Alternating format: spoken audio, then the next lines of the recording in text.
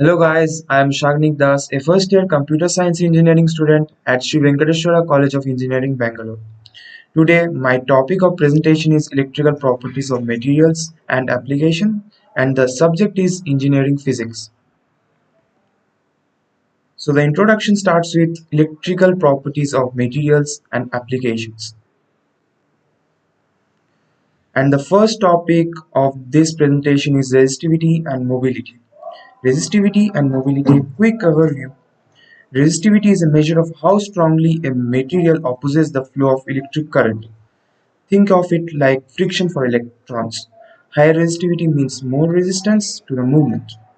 And on the other hand, mobility is a measure of how easily charge carriers like electrons can move through a material when an electric field is applied. It's like the agility of the charge carriers. And the next topic is Matheson's rule. Matheson's rule is a process principle in solid-state physics that describes the total electrical resistivity of a metal as the sum of two independent contributions, temperature-dependent resistivity and residual resistivity. So, in the temperature-dependent resistivity, this component arises from the scattering of electrons by the vibrating atoms of the crystal lattice. As temperature increases, the vibration intensifies and leading to increased electron scattering and higher resistivity.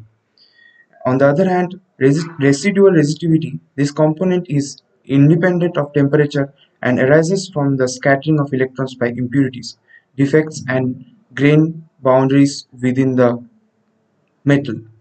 In essence, total resistivity equals to temperature minus dependent resistivity plus residual resistivity. Why is it important? Matheson's rule provides a framework for understanding how different factors contribute to the overall electrical resistance of a metal. This knowledge is crucial for material selection, material processing, understanding material behavior. The classical free electron theory, while a pioneering model, has several shortcomings. Specific heat. It overestimates the electronic contribution to the specific heat of metals. Temperature dependence of conductivity. It fails to accurately predict the temperature dependence of electrical conductivity in metals. Hall effect. It cannot explain the anomalous Hall effect observed in some materials. Magnetic properties. It cannot account for the magnetic properties of metals such as ferromagnetism. Band structure. It does not consider the concept of energy bands and the band structure of solids, which is crucial for understanding the electrical properties of materials. These limitations lead to the development of more sophisticated models such as the quantum mechanical band theory, which provides a more accurate description of the behavior of electrons in solids. So these are the failures of classical free electron theory. Assumptions of quantum electron theory. The first one is free electrons. Metal contains a sea of free electrons that are not bound to any particular atom. Constant potential. These electrons move within a constant potential well inside the metal. Pauli's exclusion principle. Electrons obey the Pauli exclusion principle, meaning no electrons can occupy the same quantum state. Wave-particle duality. Electrons exhibit both wave-like and particle-like properties. Quantum mechanics. The behavior of these electrons is governed by the principles of quantum mechanics. These assumptions provide a framework for understanding the electrical and thermal properties of metals. So these are the assumptions of quantum electron theory. And then is the Fermi energy. In a nutshell, highest occupied energy level. Key to understanding metals influences properties. The first point is highest occupied energy level is there. At absolute zero temperature, Fermi energy represents the energy of the highest occupied electron energy level in a solid.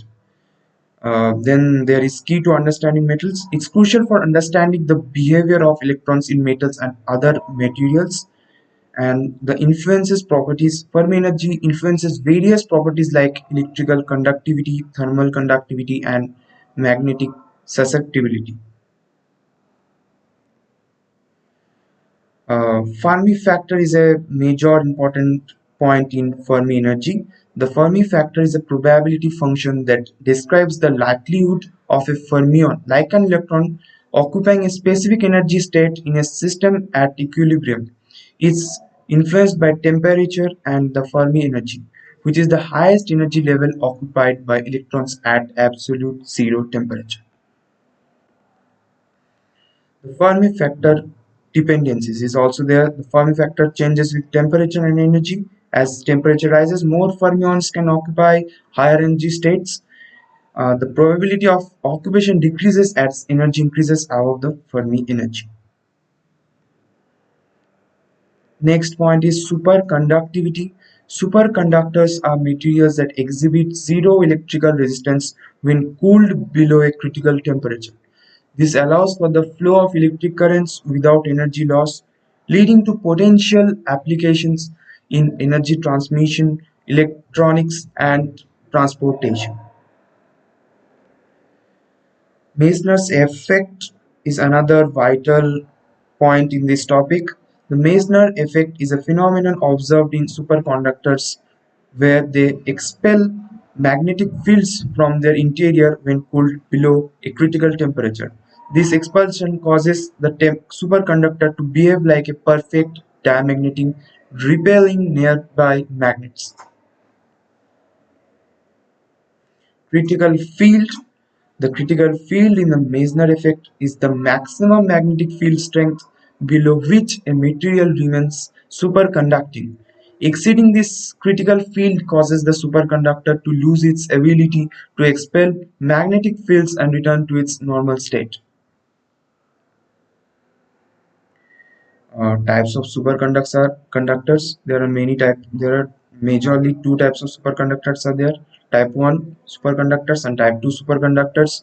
Simple metals like lead and mercury with a sharp transition to superconductivity. They are less practical due to low critical temperatures and magnetic fields. Type 2 superconductors, complex compounds like YbCO with a gradual transition and higher tolerance for magnetic fields. These are more suitable for practical applications like MRI machines and maglev trains. Quantum tunneling. Quantum tunneling is a quantum mechanical phenomenon where a particle can pass through a potential energy barrier even if it doesn't have enough energy to classically overcome it. This is due to the wave-like nature of particles, allowing them to tunnel through barriers. This concept is crucial in various fields, including physics, chemistry, and electronics. Higher temperature superconductivity.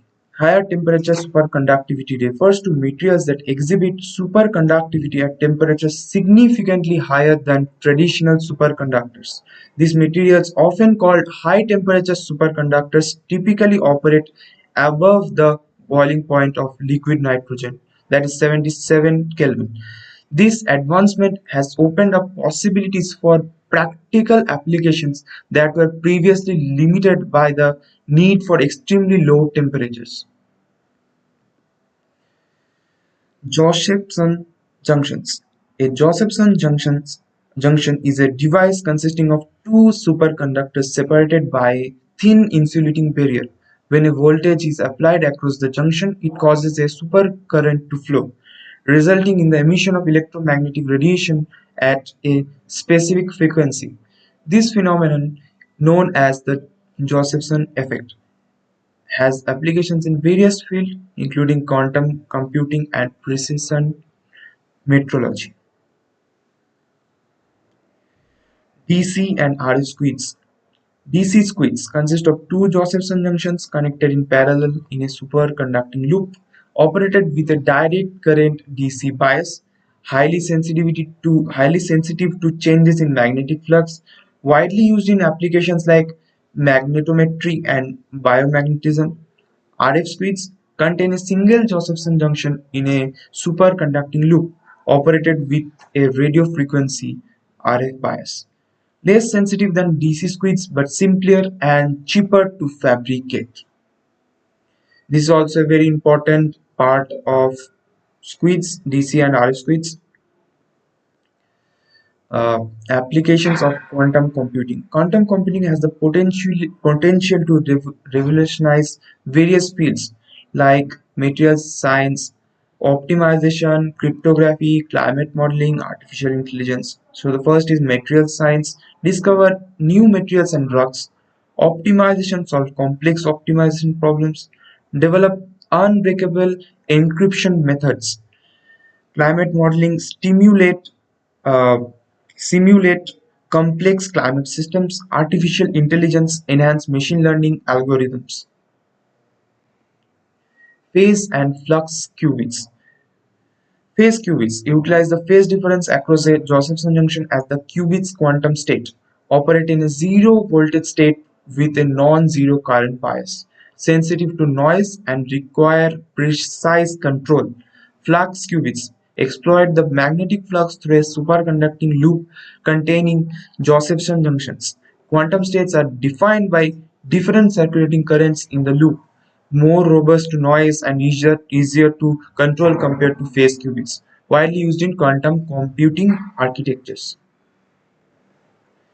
Thank you very much.